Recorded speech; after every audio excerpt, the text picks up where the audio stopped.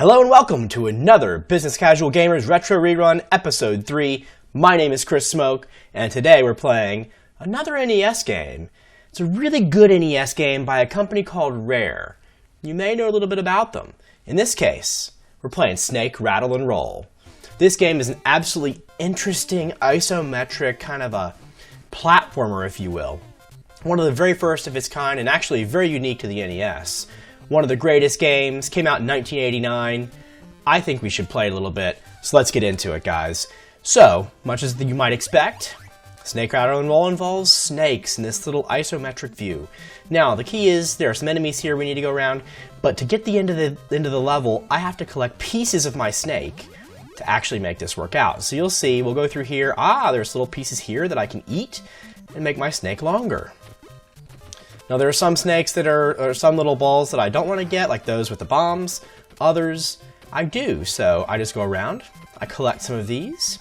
Or I get hurt like that, and my snake gets smaller. Now, what I really want to do is come over here and grab as many of these as possible to get the length I need while not being hit, and not being hit by an enemy too. So, it's actually pretty interesting.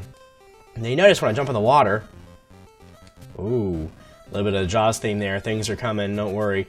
Get away from the big foot. So it's interesting. The controls are a little bit different. Even though it is isometric, they still control, like I push right here to go to the bottom and to the right. And left, of course, mirrors the same, or mirrors the opposite. So it's very interesting to see how this game actually works. I keep losing a little bit, but it's cool to see, and it actually does mess with the controls, or mess with your brain a little bit when you're playing. A little hard to actually get used to some of these things, but in this case, this foot guy, I think you can actually defeat the foot. Of course, I'm just going to ignore everything else and hit the foot until I get an extra snake. Very nice. I should have been done with this level a long time ago. We're going to come over here, we're going to pick up a couple of these. Don't want that guy to get us here. Let's check. At the end of the level, you see that little bit ring, or that little bell there. If you can ring the bell, it means you have enough, your snake is long enough. If you can't ring the bell, then it's not long enough. So let's keep checking here. Door opens, level over, and of course, I get hit. Did I say I haven't played this game in like 15 or 20 years? Now, the cool part about this game is it is actually a two-player simultaneous game. So, I can play Rattle, Aaron can play Roll, or you can bring your buddy around and play as well. Really, really cool and compelling kind of thing here. Now, there are a lot of levels in this game, and it gets increasingly harder. Now, granted, I didn't do so well in the first level, but what we might want to do is come over here and find some other things. Now, look at this. I've got this weird thing here, this snake, this tongue extension. I don't think I can get it from where I am. So I'm going to go this way and see if I can pick it up later on in the level. Tongue extensions, as you might imagine, are extremely important in this game because you have to use your tongue to pick up everything. Now, when I get this, what is this going to do? Makes me a little faster, I think. There are a lot of positives here, I think, for getting this, but...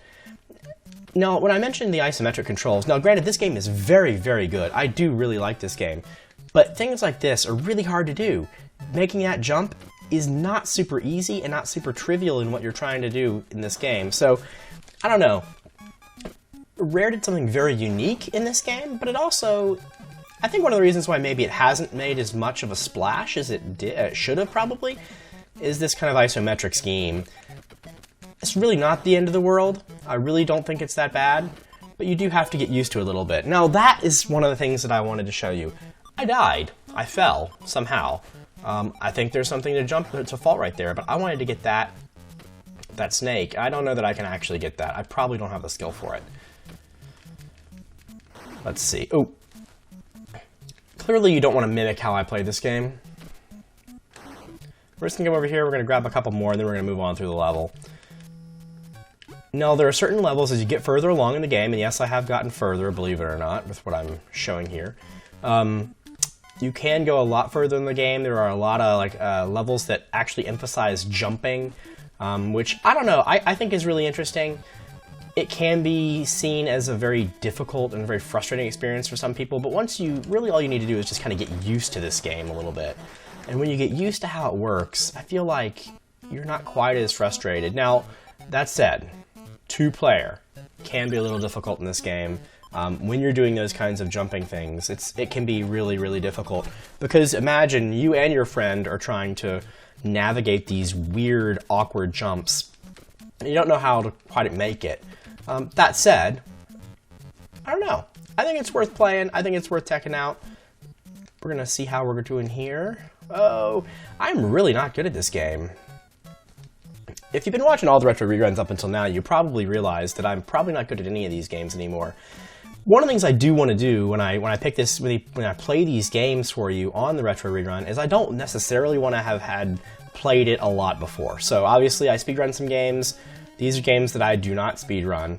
And I do that because I want you to see kind of an honest view of how hard this might be. Now, looks like I might be running out of time here. I'm not doing so well. I'm really not doing so well.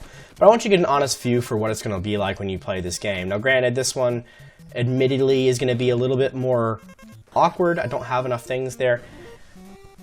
I ran out of time. Interesting though. Interesting, right? Let's keep playing. I'm going to come back down here, and I'm going to pick up some... Whoa! I'm going to pick up some guys down here. I don't want to have to fight in that edge there. I probably should have picked these up a lot earlier, so... Ooh. And I don't know if it's random that these things turn into jumpers, or they turn into bombs, or anything like that. I guess you need to give them a second. The thing is, you obviously want to try and jump in on them as quickly as you can, but... that's my inclination, certainly, but it's not something that I need to be doing realistically. I need to make sure I give enough time to jump in here and pick them up, or notice at least if it's something bad. Now, I think we'll have to see whether the flashing tail is any indication of being complete in what you're trying to do at the end of this level. I don't think you really have to ever get much longer than what I am right now. But you just certainly have to get a little bit better at navigating things. So look at this. So this is an interesting little thing, right?